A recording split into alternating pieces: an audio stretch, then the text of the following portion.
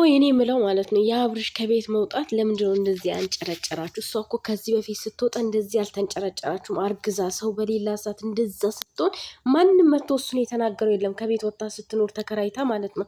ዛሬ እሱ ከቤት ስለወጣ ሁላችሁ መታችሁ አፋችሁን ትከፍታላችሁ ማለት ነው። ለምን ሴት ልጅ ለምንድን ነው ያለ እሱ እንደማትኖር በቃ ማለት ያለ ወንድ ልጅ እንደማትኖር አርጋችሁ የምታወሩት እንዴ?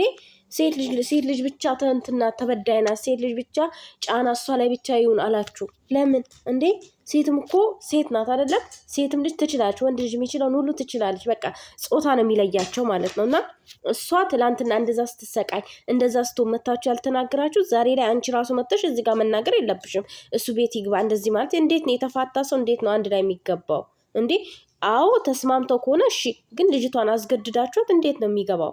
እሱ ራሱ ፈልጎ መርጦ ነው የሄደው። የመረጠው መርጧል። የሄደበት መንገድ ይሄዷል በቃ። ስለዚህ እሷም ደግሞ የራሷን ህይወት ትጀምርበት ተዋት ማለት ነው። አሰላሙ አለይኩም ወራህመቱላሂ ወበረካቱ። በነገራችን ላይ ሰው ሲደሰት ሰው ደስተኛ ነኝ ደስተኛ የሚያደርገኝ ይሄ ህይወት ነው ካለ በቃ ለምን አተውትም እንዴ? ደስተኛ የሚያደርጋትን ህይወት ለእሷ ለምን አትለቁላትም? እሷ እንድትወስን ለምን አትለቋትም? እሷ እንዳትወስን ለምን ታደርጓታላችሁ? ለምን እንዴ? እሷም እኮ የራሷ ስሜት አላት። የእናንተ ስሜት ብቻ አይደለም። ለእናንተ ስትል ብዙ ጊዜ ታረቀች፣ ብዙ ጊዜ ከሱ ጋር እርቅ ፈጠረች፣ ሰላም ፈጠረች በእናንተ እንትን ማለት ነው። እና ዛሬ ላይ ደግሞ እናንተ እንትን ማለት የለባችሁም።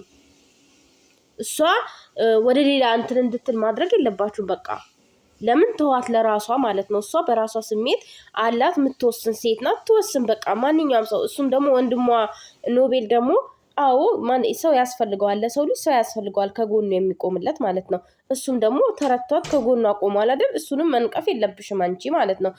ምናልባት አብርሽ ልኮሽ ሊሆን ይችላል። ግን እዛ ጋር እሱ እያደረገ ያለ የሰው ልጅ ማለት ነው ትዳሩ የሚፈልግ ከሆነ ሩታን የሚፈልጋት ከሆነ ለልጁ እንትን ካለው ማለት ነው ያችን ትቶ አርፎ ይቀመጥ ነበረ። የእሱ ቤት መከራየት የእሱ አልጋ ቤት መያዝ ለምን እንደዛ ያስደነቃችሁ? እሷ እኮ እንደዛ ሆነ አርግዛ ሰው አልነበራትም። በዛ ሰዓት እንኳን ሴት ሆና ብቻዋን ኖራለች። ስለዚህ እሱ ምንድን ነው ማን ነው እሱ? ያለ እሱ መኖር እንደማትችል ህይወትሽን እሱ አይኖ እንደ ህይወቷ የምትኖረው ራሷ ናት። እናንተ ራሷ አትኖሩላትም። ዛሬ አንቺ ብታስታርቂያቸው አንድ ላይ ቢሆኑ ነገ ደግሞ የእሷ ህይወት ቢበጠበት አንቺ አትኖሪላትም ማለት ነው። ስለዚህ አንቺ የምታወሪው ሁለቱም እኩል ላይ ሆነሽ ማውራት አለብሽ። ለዚህም ሳቲ ለዛም ሳቲ። አሁን ግን አንቺ ወደዛ እየወገንሽ ነው ማለት ነው። እና አክስት ነው የተባለው አክስት ናታ። እና በዚህ ልክ አንቺ መናገር የለብሽም። ወንድ ልጅ ነው። የራሱን ህይወት መርጦ ሄዷል። እየኖረ ነው። ምን እያደረገ እንደሆነ ሁላችሁም ታያላችሁ ቪዲዮን አይደል? የሩታን ብቻ አይደለም እሷ ላይ ሲሆን ብቻ ጫና ታበዛላችሁ እንዴ? ሴት ልጅ አትችልም ያለው ማን ነው? ትችላለች። በራሷ መወሰን ትችላለች። የሰው ልጅ ናት። እሷም ስሜት አላት። ሁሌ እየተጎዳች ሁሌ እየቆሰለች መኖር የለባትም በቃ። ምክንያቱም ሩታ ጀግና ናት ማለት ነው። እና ያለፈው አልፏል። ስለ ትላንቱ ሳይሆን ስለ ዛሬዋ ነው ማሰብ ያለባት። እና ደግሞ ሩታ ይባል እንግዲህ በቅርቡ የምናይክ ይሆናል ማለት ነው። በቅርቡ የምናይክ ይሆናል የሩታዬ ባል ማለት ነው። እና ይሳካልሽ አቤት ይሳካልሽ። እኛ የምንፈልግ የአንቺን ስኬት የአንቺን ደስታ እንጂ የአንቺን መጥፎ ነገር የአንቺን ክፉ ነገር ምናምን አንመኝም ማለት ነው። እና ፈጣሪ አንዳንድ ጊዜ ምን አለ መሰላችሁ አንዱ ሲበድግ ገፊ እንጂ ተገፊ አትሁኑ። ሩታ ተገፍታ እንጂ አልገፋችም ሰውን። በጣም ተገፍታለች። ረጅም ርቀት ነው የተገፋችው ማለት ነው። እና የሰው ልጅ ደግሞ ተገፍቶ የሆነ ሰዓት እኮ በጣም እየወደዳችሁት የሆነ ሰው የምጠሉበት ጊዜ አለ። የወደደም ልብ እኮ መጥላት ይችላል። ለምንድን ነው የወደደ ልብ ማይጥ? ተወጀዋለሽ እኮ። አዎ ድሮ ተወደው ነበር፣ ታፈቅረው ነበረ፣ ብዙ መስዋዕት ከፍላለት። አሁን ደግሞ ደከማት። ይደክማል። ማርም እኮ ሲበላ ይጣፍጣል፣ ግን ከበዛ ደግሞ ይመራል። እና ስለዚህ እሱ ደግሞ የሚያደርገው ነገር በጣም እንደውም ሩታ ማለት ነው እንደውም በዚህ በቀላል ነገር ነው የተፋታችሁ እሱን ማለት ነው። አንዳንድ ሴት ብትሆን የምሬ ነው ናቸው አናቱን በእርግዳ ነው የምትለቀው ማለት ነው። እንዳለ አሲድ ነበር ፊቱ ላይ የምደፋበት በአበጋዝ ላይ ማለት እና እሱ የሚያደርገው ነገር እሱን ለምን ደግሞ የምትፈሩት? የምር እሱን ብዙ ሰው አይታችኋል። ማንም ጫና አያደርግም። ጫና የሚያደርገው ላይ ነው ሩታዬ ላይ ነው። እና ለምን ደግሞ የምትፈሩት?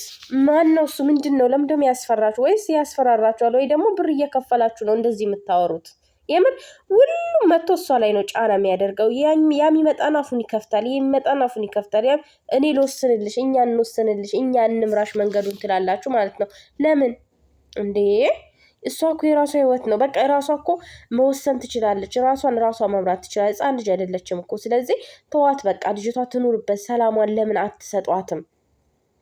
የምር ሰላሟን ስጧት እንዴ ሰላም አጣች እኮ ይቺ ልጅ ወልዳም አሁን እንኳን ትረፍ እስኪ ወልዳ አላረፈች አርግዛ አላረፈች እስኪ አሁን እንኳን ማለት ነው ቤቷ ላይ ትረፍ እረፍት ስጧት እና ትረፍ ልጅቷ ማለት ነው እረፍት ስጧትና ትረፍ እስኪ ዛሬን እንኳን አሳርፏት እንደዚህ ያታድርጓት እንዴ ባል እንዴት ነው እሱ ከሌላ ሴት ጋር እየተላላጠ ሌላ ልጅ ትወልጃ እና ላትወልድ ነው እንዴት ትወልዳለች ገና ልጅ እኮ ናት ትወልዳለች እንዴ ምን ችግር አለው ይሄ ልጅ አባት አለው ያም ደግሞ አባት ይኖራል ምን ችግር አለው ሰው እኮ ከ4 ከ5 ይወልድ የለ እንዴ እሷ ሌላ ይወደሙ ፈጣሪ የተሻለውን ገባችሁ የሚንከባከባትን ፍቅር የሚሰጣትን ምን ልሁንልሽ ምን ትሆኝልኝ የሚላትን ሊሰጣት ይችላል ማን ያውቃል ማንም አያውቅም የፈጣሪን ነገር እኮ ማናችንም አናውቅም ስለዚህ ከአንዱ መውለድ ምናምን የምትሉ ማለት ነው እንዴ ህይወት ይቀጥላል በሩታ አልተጀመረም ፍቺ በሩታ ብቻ ነው የተጀመረው ከአብርሽ ጋር መለያየት በሩታዬ ብቻ ነው የተጀመረው አላችሁ ስንቶቻችሁ እያሳደጉ ልጃቸውን እያሳደጉ ሌላ ህይወት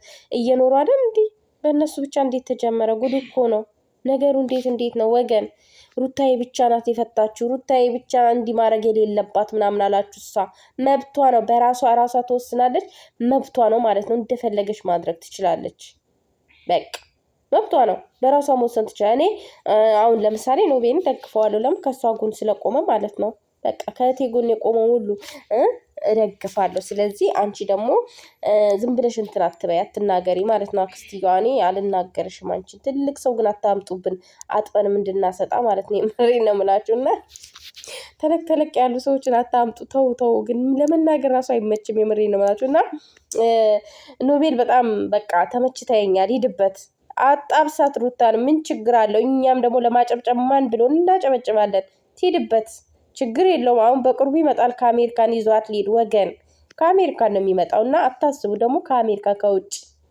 ውጭ ሀገር እንደዚህ ቀላል ሆነች እና ከውጭ ነው የሚመጣው ጠብቁ ማለት ነው ሩታዬ እንግዲህ አሁን እየጀመረ ነው ስራዋን እየጀመረች ነው ማለት ነው ትላንትና አይታችኋል እጇን እንደዚህ ስታስጮህብን ማለት ነው እና አሁን ደግሞ ማለት ነው